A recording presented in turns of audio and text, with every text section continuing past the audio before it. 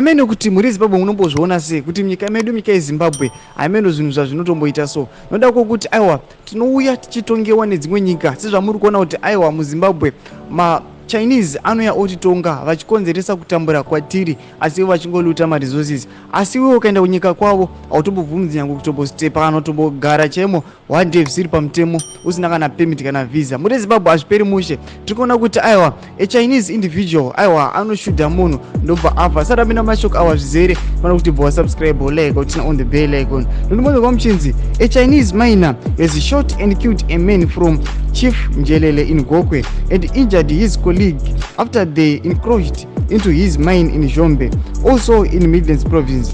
The National Prosecuting Authority NPA says Kai Yulong, 58, from Stone Steel Mine 10, Marandure Farm, Hombe, appealed before Kwekwe Magistrate Court facing 1 count of murder, 1 count of attempted murder, and 1 count of assault, said the NPA. Sandomashoko atikuna kuti aiwa akatozoendeswa court this Chinese individual. Asi tinoona kuti aiwa anogona akaenda court asi muZimbabwe anogona kana kusatosungwa. Asi ndoti atirikungotara kuti aiwa munyika medu meZimbabwe we must have unity kuti aiwa kana isu tiita development ngatiise development asi zauti isusu tiri vanhu vamwe chete kwete kuti vanhu vanouya munyika medu muZimbabwe voti abuser. Aiwa akuna zvakadai. Chimbotudze mafungiro enyu pamusoro pemunhu aiwa muZimbabwe wenyu efedo Zimbabwe ashudwa akafira ashudwa nemuChinese. Pinai comment section medu mafungiro enyu musana subscribe like turn on the bell icon.